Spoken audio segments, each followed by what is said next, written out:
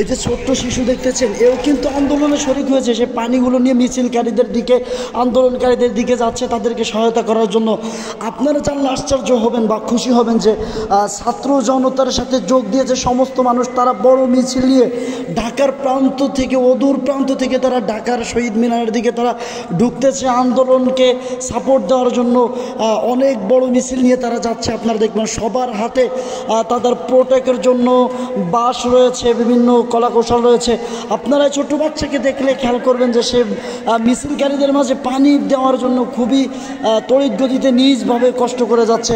এছাড়া আন্দোলনকারীরা প্রত্যেকেই নিজ নিজ জায়গা থেকে বিভিন্ন লাঠি সোটা বাঁশ, বিভিন্ন ধরনের প্রোটেক্ট নিয়ে তারা আসতেছে, বড় বড় মিছিল নিয়ে আসতেছে। আপনারা দেখতে পাবেন যে এটা হচ্ছে নারায়ণগঞ্জ থেকে, নারায়ণগঞ্জ এলাকা থেকে তারা বড় ধরনের মিছিল নিয়ে আসতেছে। তারা অনেক সাপোর্ট দেওয়ার চেষ্টা করতেছে ছাত্র জনতাকে। তারা যে উদ্দেশ্য এক দফায় এক দাবি, এই দাবিকে তারা বাস্তবায়ন করার চেষ্টা করতেছে। প্রিয় দর্শক, দেখেন, আপনি খেয়াল করলে দেখতে পাবেন যে এই মিছিলের ভিতরে শুধু ছাত্র নয়, সব বয়সের লোক এবং সব শ্রেণীর লোক তারা এটাকে স্বাগতম জানিয়েছেন। তারা তাদের জায়গা থেকে যথেষ্ট চেষ্টা করে যাচ্ছেন। তবে আন্দোলনের শেষ কি হবে এখনও বলা যাচ্ছে না। তবে ছাত্রদের হাতে ঢাকা শহর কোথাও পুলিশ কোনো বাধা দিচ্ছে না, পুলিশের কোনো বাধা নাই। তারা শহীদ মিনারে পৌঁছে যাচ্ছে। আপনারা একটা জিনিস জানলে আশ্চর্য হবেন যে তাদের কাছে, ছাত্র জনতার কাছে প্রশ্ন করা হয়েছিল তারা কত দূর হেঁটে এসেছে। কেউ বলছে কুমিল্লা, কেউ বলছে নারায়ণগঞ্জ, কেউ বলছে তারা সোনারগাঁও, বিভিন্ন এলাকা, সাইনবোর্ড এলাকা থেকে তারা হেঁটে হেঁটে যাচ্ছে। সকল শ্রেণী পেশার মানুষ তারা এভাবে সাহায্য করতেছে ছাত্রদের আন্দোলনকে। প্রত্যেকের হাতে আপনারা খেয়াল করলে দেখতে পাবেন প্রোটোকল নিয়ে তারা যাচ্ছে।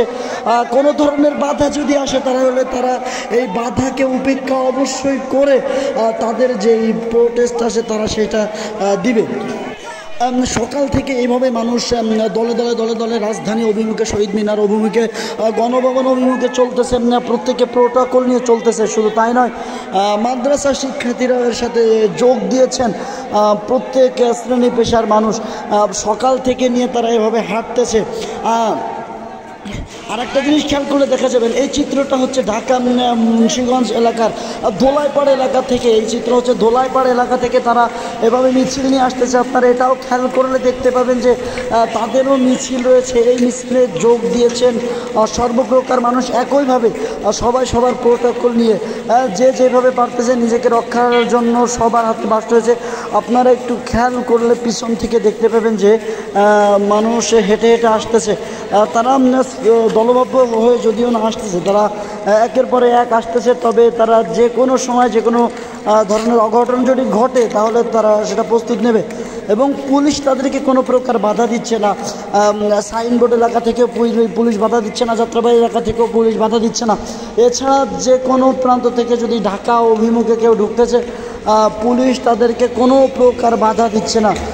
ছাত্রদের হাতে বিভিন্ন বাঁশ, লাঠিসোঁটা নিয়ে তাদের আত্মরক্ষার জন্য যেগুলো প্রয়োজন তারাই সেগুলো নিয়ে যাচ্ছে। গণছাত্রদের যে দাবি ছিল, তাদের এক দফা এক দাবি, তাদের কোটা সংস্কার নিয়ে শহীদদের তারা মানুষের হত্যার দাবিতে তারা এই মিছিলে যোগ দিয়েছে। মানুষ ক্লান্তির ছাপ হয়ে রয়েছে। প্রত্যেক বয়সের মানুষই হাঁটতেছে। তারা তাদের প্রোটোকল নিয়ে চেষ্টা করেই যাচ্ছে। তাদের কাছে প্রশ্ন করা হলে যে তারা আন্দোলন কতক্ষণ করবে, কেউ বলে হয় আজকে মিষ্টির দোকানের মিষ্টি খালি হবে বিজয়ের মিছিল নিয়ে, আর না হয় অন্যতম কাফনের দোকানের কাফন খালি হবে। এই ধরনের বিভিন্ন হাস্যকমিক কথা তারা বলে যাচ্ছে।